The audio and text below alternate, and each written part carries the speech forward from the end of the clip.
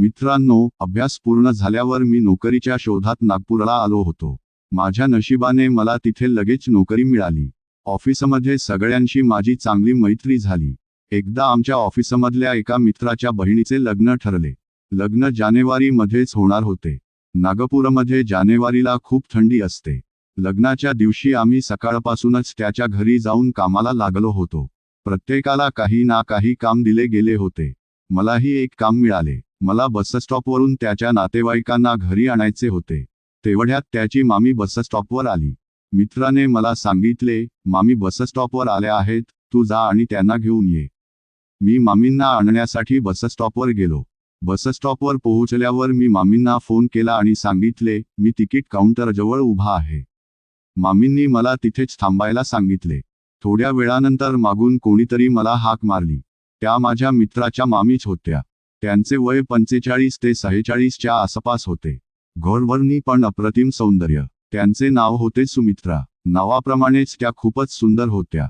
लांब चेहरा, त्यावर मोठी टिकली आणि मोठ्या मोठ्या डोळ्यांनी सजलेले सौंदर्य.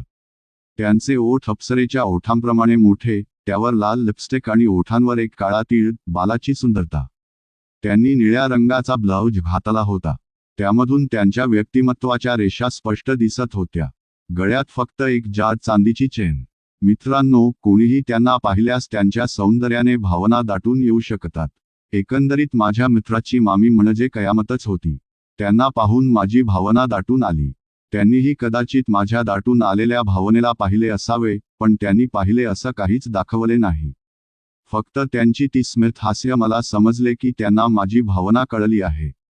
मीही त्यांच्याकडे पाहून हसलो. मामींनी विचारले, काय झालं, का हसतोयस? मी म्हणालो, काही नाही मामी.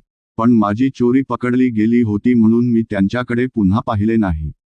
मग आम्ही कारमध्ये बसलो. थोडे अंतर गेल्यावर मामींनी विचारले, तुझे लग्न झाले आहे का? मी म्हणालो, नाही मामी. त्या म्हणाल्या, का? तू तर तरुण, स्मार्ट आहेस, मग लग्न का नाही करत? मी हसत म्हणालो, मामी, आता करिअरवर लक्ष आहे, वेळ येईल तेव्हा लग्नही करेन. मग मी विचारले, तुमच्या कुटुंबात कोण कोण आहे? त्या म्हणाल्या, माझा एक मुलगा आहे, विक्रांत. तो मुंबईत नोकरी करतो. मी कोथरूडमध्ये एकटी राहते. असं बोलत बोलत आम्ही मित्राच्या घरी पोहोचलो. घरात सगळे लग्नाच्या तयारीत व्यस्त झाले. लग्न मोठ्या हॉटेलमध्ये होते. सगळे तयार होऊ लागले. तेवढ्यात मित्राची आई म्हणाली, सुमित्रा, मामींना सलूनला सोडून ये. मी मामींना सोडायला गेलो. परत आलो, पण मामींना परत आणायला गेलो तेव्हा त्या अजून तयारच नव्हत्या. त्या म्हणाल्या, माझी साडी आणि ब्लाउज घरीच राहिले. मग आम्ही पुन्हा घरी आलो. घरी आल्यावर लक्षात आले की सगळे हॉटेलला गेले होते. घरात आम्ही दोघेच होतो. मामी जाऊन कपडे बदलू लागल्या आणि मी बाहेर वाट पाहत होतो. तेवढ्यात मामींनी मला हाक मारली. मी रूममध्ये गेलो तर मामींना ब्लाउजचा हुक लावण्यात अडचण येत होती. त्यांचे हात मागे पोहोचत नव्हते. घरात आम्ही दोघेच आणि मामींचा ब्लाउज उघडा. मी क्षणभर घाबरलो, पण लगेच माझ्या मनात वेगळे विचार जागे झाले. मी संधीचा फायदा घ्यायचे ठरवलं. मी मामींच्या जवळ गेलो आणि हुक लावण्यात मदत करू लागलो. त्यांचे व्यक्तिमत्व पाहून माझी भावना आधीच दाटून आली होती. माझी भावना त्यांच्या अस्तित्वाला टच होऊ लागली आणि मग जे झालं त्याची मी स्वप्नातही कल्पना केली नव्हती. मामींनी मागे हात आणून माझ्या दाटून आलेल्या भावनेला पकडले. मी पण खूप प्रभावित झालो होतो. मी मामींना मिठीत घेतले आणि त्यांना चुंबन घेऊ लागलो. मामी माझ्याकडे वळल्या आणि चुंबन घ्यायला सुरुवात केली. मग मी त्यांना मोकळे केले आणि त्यांच्या जीवनात तोंडाने सुंदर वेळेचा अनुभव देऊ लागलो. मित्रांनो, त्या इतक्या प्रभावित होत्या जणू कित्येक महिने त्यांना हा सुंदर वेळेचा अनुभव मिळालाच नव्हता.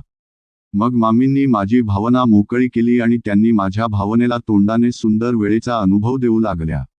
मला त्यांना थांबवायचे होते कारण मी आधीच प्रभावित होतो आणि त्यांचा अनुभव इतका जबरदस्त होता की रंग लगेचच निघाला असता, पण मला मजा येत होती आणि अचानक मी त्यांच्या तोंडातच रंगाच्या फवाऱ्या सोडल्या. मामींना खूप अनुभव होता, त्यांना रंग निघाल्याचा काही खेद नव्हता. त्या मला बेडवर घेऊन पडल्या. थोड्या वेळाने माझी भावना पुन्हा दाटून येऊ लागली. मामी माझी भावना पकडून त्यांच्या जीवनात टाकली आणि मी पण सुंदर वेळ द्यायला सुरुवात केली. मामीही साथ देत होत्या. आम्ही दोघेही खूप मजेत सुंदर वेळेचा अनुभव घेत होतो. बराच वेळ मी त्यांना सुंदर वेळेचा अनुभव देत राहिलो. आवाजांनी खोली दुमदुमली. माझ्या भावनेतून रंग येणार होता. मी मामींना विचारले, त्या म्हणाल्या, याची काळजी तुला करायची गरज नाही, मी ऑपरेशन केले आहे, तू बिंदास माझ्या जीवनात रंगाच्या फवाऱ्या सोड. मी लगेचच त्यांच्या जीवनामध्ये 5-6 रंगाच्या फवाऱ्या सोडल्या आणि मी थकलो. आणि मी फोन पाहिला तर मित्राचे 10 मिस कॉल्स. आम्ही लगेच उठलो, आंघोळ केली, मामी तयार झाल्या आणि आम्ही हॉटेलवर पोहोचलो. मित्राने विचारले, तुम्हाला इतका उशीर कसा झाला? मामी म्हणाल्या, माझ्या पायाला थोडी मूच आली होती म्हणून डॉक्टरकडे गेलो होतो. मित्र म्हणाला, मामींची काळजी घेतल्याबद्दल थँक्स, रोहन. मग आम्ही एकत्र जेवलो. मी मामींचा नंबर घेतला आणि त्यांनी माझा. मग मी घरी आलो. मित्रांनो, रोहनचे आयुष्य नागपूरमध्ये आता एका वेगळ्याच वळणावर आले होते. ऑफिस, मित्र आणि आता सुमित्रा मामींची ती अविस्मरणीय भेट. त्याच्या मनात कायम एक गोड गोंधळ चालू असायचा. सुमित्रा मामींचे ते स्मितहास्य, त्यांचे बोलके डोळे आणि त्या रात्रीच्या घडामोडी. रोहनला वाटायचे की तो एखाद्या स्वप्नात तर नाही ना. लग्नानंतर काही दिवस गेले. रोहन आणि सुमित्रा मामींचा संपर्क व्हॉट्सअॅपवर सुरू झाला. सुरुवातीला फक्त हाय, कसे आहात असं चालायचे, पण हळूहळू त्यांचे मेसेजेस अधिक खाजगी आणि गोड बनू लागले. सुमित्रा मामींनी एकदा रात्री मेसेज केला, रोहन, तुला कोथरूडला यायचे का? येथे थंडी खूप आहे आणि मला एकटे वाटते. रोहनचे हृदय धडधडले. कोथरूडला जाण्याचा विचार त्याला खूपच रोमांचक वाटला, पण त्याच्या मनात एक प्रश्नही होता. सुमित्रा मामी खरेच इतक्या मोकळ्या मनाच्या आहेत की यामागे काही वेगळेच आहे? रोहनने ऑफिसमधून 2 दिवसांची सुट्टी घेतली आणि कोथरूडला जायचे ठरवलं. त्याने सुमित्रा मामींना सांगितले आणि त्यांनी त्याला त्यांच्या घराचा पत्ता पाठवला. घरी येताना एक गोष्ट लक्षात ठेव रोहन, त्या म्हणाल्या, माझ्या घरात काही जुन्या वस्तू आहेत, त्यांना हात लावू नकोस. रोहनला हे थोडे विचित्र वाटले, पण त्याने मान डोलावली आणि म्हणाला, ठीक आहे मामी, मी काळजी घेईन. रोहन कोथरूडला पोहोचला तेव्हा संध्याकाळ झाली होती. हवेत गारवा होता आणि रस्त्यावर फिकट धुकं पसरले होते. सुमित्रा मामींचे घर कोथरूडमधल्या एका शांत भागात होते. ती एक आलिशान बंगला होती, पण त्याच्या भिंतींवर जुनाटपणा दिसत होता. रोहनने बेल वाजवली आणि दार उघडले. सुमित्रा मामींनी आज त्यांनी हिरव्या रंगाची साडी नेसली होती आणि त्यांच्या गळ्यात तीच चांदीची चेन चमकत होती. त्यांचे सौंदर्य पाहून रोहन पुन्हा एकदा थक्क झाला. सुमित्रा मामींनी हसत हसत त्याचे स्वागत केले. घरात एक वेगळीच शांतता होती. लाकडी फर्निचर, जुन्या चित्रकार्या आणि एक मोठा आरसा हॉलमध्ये लटकत होता. पण रोहनच्या लक्षात आले की घरात कुठेही सुमित्रा मामींच्या कुटुंबाची एकही फोटो नव्हती. रात्री जेवणानंतर दोघे गप्पा मारत बसले. सुमित्रा मामींनी त्याला त्यांच्या आयुष्याबद्दल सांगितले. त्यांचा मुलगा विक्रांत, त्यांचे कोथरूडमधले एकटे आयुष्य आणि काही जुन्या आठवणी. पण रोहनच्या लक्षात आले की त्या त्यांच्या पतीबद्दल काहीच बोलत नव्हत्या. मामी, तुमच्या नवऱ्याबद्दल काही सांगाल का? रोहनने हिम्मत करून विचारले. सुमित्रा मामींच्या चेहऱ्यावर एक क्षणासाठी सावली पसरली आणि त्या म्हणाल्या, काही गोष्टी जुन्या राहू दे रोहन, त्याचा उल्लेख नको. त्यांचे हे उत्तर ऐकून रोहनच्या मनात शंका निर्माण झाली. त्या रात्री रोहनला सुमित्रा मामींनी गेस्ट रूममध्ये झोपायला सांगितले. पण मध्यरात्री त्याला काहीतरी आवाज ऐकू आला. खटखट खटखट आवाज घराच्या दुसऱ्या मजल्यावरून येत होता. रोहनच्या मनात उत्सुकता आणि भीती यांचा संमिश्र भाव निर्माण झाला. त्याने हळूच दार उघडले आणि कॉरिडॉरमध्ये डोकावले. घर अंधारात बुडाले होते. फक्त एक निळा दिवा लांबच्या खोलीतून चमकत होता. रोहन हळूहळू पुढे गेला. त्याला सुमित्रा मामींचा तो सल्ला आठवला, जुन्या वस्तूंना हात लावू नकोस. पण ते कुतूहल त्याला थांबू देत नव्हते. तो त्या निळ्या दिव्याच्या दिशेने गेला. तिथे एक बंद खोली होती आणि दाराला एक जुनाट कुलूप लटकत होते. आवाज आता स्पष्ट ऐकू येत होता. खटखट खटखट आणि त्यासोबत एक हलकासा रडण्याचा आवाज. रोहनच्या हृदयाचे ठोके वाढले. त्याने हळूच दाराला हात लावला आणि आश्चर्याची गोष्ट म्हणजे कुलूप आपोआप उघडले. खोलीत एक जुना टेबल, काही धुळीने माखलेल्या वस्तू आणि एक मोठा आरसा होता. पण आरशात रोहनला त्याचा प्रतिबिंब दिसला नाही. त्याऐवजी त्याला सुमित्रा मामींचा चेहरा दिसला, पण त्यांच्या डोळ्यातून रक्त वाहत होते. रोहन घाबरून मागे सरला आणि त्याच वेळी त्याला मून कोणीतरी खांद्यावर हात ठेवला. तो वळला तर सुमित्रा मामी उभ्या होत्या. त्यांच्या चेहऱ्यावर एक विचित्र स्मित हास्य. मी तुला सांगितले होते ना रोहन, जुन्या वस्तूंना हात लावू नकोस, त्या म्हणाल्या. त्यांच्या आवाजात एक थंडगारपणा होता आणि त्यांच्या हातात एक चमकणारी वस्तू होती, चाकू. रोहनच्या पायाखालची जमीन सरकली. मामी, हे काय आहे? त्याने थरथरत्या आवाजात विचारले. सुमित्रा मामी हळूहळू पुढे आल्या आणि त्यांच्या डोळ्यात एक विचित्र चमक होती. रोहन, तू खूपच उत्सुक आहेस, पण काही रहस्य दडवलेलीच बरी, त्या म्हणाल्या. त्यांनी चाकू खाली ठेवला आणि रोहनला बसायला सांगितले. सुमित्रा मामींनी त्याला एक कथा सांगितली, त्यांच्या पतीची कथा. त्यांचे पती अजय एक यशस्वी व्यावसायिक होते, पण त्यांचा सुमित्रावर खूप प्रेम होते. पण एका रात्री त्यांचा एक मोठा वाद झाला आणि अजय रागाने घराबाहेर पडले. त्या रात्री त्यांचा अपघात झाला आणि ते गेले. पण सुमित्रा मामींना वाटायचे की तो अपघात नव्हता, कोणीतरी त्यांना मारले होते. त्या खोलीत माझ्या पतीच्या काही वस्तू आहेत, त्या म्हणाल्या. पण तिथे काहीतरी आहे रोहन, काहीतरी जे मला सतावते. मी तुला इथे बोलावले कारण मला तुझी मदत हवी आहे. रोहन आश्चर्यचकित झाला. मदत? पण कशी? त्याने विचारले. सुमित्रा मामींनी एक नोटबुक त्याच्याकडे सरकवली. ही नोटबुक वाच आणि मला सांग की यात काय आहे, पण सावध रहा, यातले सत्य तुला बदलून टाकेल. रोहनने ती नोटबुक उघडली. त्यात अजय यांच्या आयुष्याबद्दल, त्यांच्या व्यवसायाबद्दल आणि काही अनोळखी लोकांबद्दल नोंदी होत्या. पण एक पान विशेष होते. त्यात एक नाव लिहिले होते, विक्रांत, सुमित्रा मामींच्या मुलाचे नाव, आणि त्याच्या बाजूला लिहिले होते, तो माझा विश्वासघात करेल. रोहनच्या मनात प्रश्नांचे वादळ उठले. विक्रांतने आपल्या वडिलांशी विश्वासघात केला होता की यामागे काही वेगळेच सत्य होते? त्याने सुमित्रा मामींना विचारले, पण त्या गप्प बसल्या. रोहन, तुला सत्य शोधावे लागेल, पण सावध रहा, विक्रांत कोथरूडमध्ये येतोय. त्या रात्री रोहनला झोप लागली नाही. त्याच्या डोक्यात सुमित्रा मामी, अजय आणि विक्रांत यांचे विचार घुमत होते. सकाळी त्याला एक मेसेज आला विक्रांतचा. रोहन, मी आज संध्याकाळी कोथरूडमध्ये येतोय, माझ्या आईला भेटायचे आहे. तू तिथे आहेस का? रोहनने सुमित्रा मामींना याबद्दल सांगितले आणि त्यांच्या चेहऱ्यावर पुन्हा तीच सावली पसरली. संध्याकाळी विक्रांत आला. तो एक उंच, गंभीर चेहरा असलेला तरुण होता. त्याने रोहनकडे संशयाने पाहिले. तू कोण? त्याने विचारले. रोहनने सांगितले की तो सुमित्रा मामींचा मित्र आहे. पण विक्रांतच्या डोळ्यात काहीतरी वेगळेच होते, राग, भीती की लपवलेले सत्य. रात्री जेवणानंतर विक्रांतने सुमित्रा मामींना एकट्यात बोलायला घेतले. रोहन बाहेर बसला होता, पण त्याला त्यांच्या खोलीतून येणारे आवाज ऐकू येत होते. आई, तू त्याला का बोलावलेस? तुला माहीत आहे ना तो किती धोकादायक आहे? विक्रांतचा आवाज होता. सुमित्रा मामी काहीतरी बोलल्या, पण त्यांचा आवाज नीट ऐकू आला नाही. रोहनच्या मनात शंका वाढत होती. तो हळूच खोलीच्या दाराजवळ गेला आणि त्याने ऐकले. विक्रांत, तू मला सत्य सांग, त्या रात्री तू काय केलेस? सुमित्रा मामींचा आवाज थरथरत होता. आणि मग एक जोरदार किंकाळी. रोहनने दार उघडले आणि त्याला दिसले सुमित्रा मामी जमिनीवर पडल्या होत्या आणि विक्रांतच्या हातात एक चमकणारी वस्तू होती. पण ती चाकू नव्हती, तर एक जुनाट पेंडंट. विक्रांतने रोहनकडे पाहिले आणि त्याच्या डोळ्यात भीती दिसली. रोहन, तू हे पाहिलेस. आता तुला सत्य माहीत आहे, पण तू कोणालाही सांगितलास तर? रोहनच्या हृदयाचे ठोके थांबले. त्याला काय करावे हे समजत नव्हते. विक्रांत, हे काय आहे? रोहनने थरथरत्या आवाजात विचारले. विक्रांतने त्याच्याकडे पाहिले. त्याच्या डोळ्यात भीती आणि राग यांचे मिश्रण होते. रोहन, तू खूप काही पाहिलेस, विक्रांत म्हणाला. त्याचा आवाज थंड आणि धोकादायक होता. पण जर तू कोणाला काही सांगितलास तर तुझे काय होईल याची कल्पना आहे का? त्याने पेंडंट हळूच खिशात ठेवले आणि सुमित्रा मामींकडे पाहिले. त्या अजूनही जमिनीवर होत्या, पण त्यांच्या बोटांनी हलकेच हालचाल झाली. त्या जिवंत होत्या. रोहनने हिंमत गोळा केली आणि म्हणाला, विक्रांत, तू मला सत्य सांग.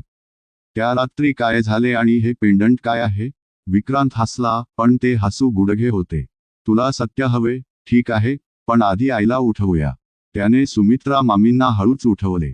त्यांच्या कपाळावर थोडे रक्त होते, पण त्या शुद्धीवर आल्या. सुमित्रा मामींनी रोहनकडे पाहिले आणि म्हणाल्या, रोहन, मला माफ कर. मी तुला या सगळ्यात ओढले, पण मला तुझी खरीच गरज आहे. रोहनच्या डोक्यात प्रश्नांचे वादळ उठले. सुमित्रा मामी, विक्रांत आणि त्या नोटबुकमधले सत्य, हे सगळे काय होते? सुमित्रा मामींनी रोहन आणि विक्रांतला हॉलमध्ये बसायला सांगितले. त्यांनी एक दीर्घ श्वास घेतला आणि बोलायला सुरुवात केली. रोहन, तू माझ्या पतीबद्दल विचारले होतस ना? अजय, तो माझ्या आयुष्याचा आधार होता. पण त्याचे आयुष्य एका रात्री संपले. पोलिसांनी सांगितले की तो अपघात होता, पण मला माहीत आहे तो अपघात नव्हता.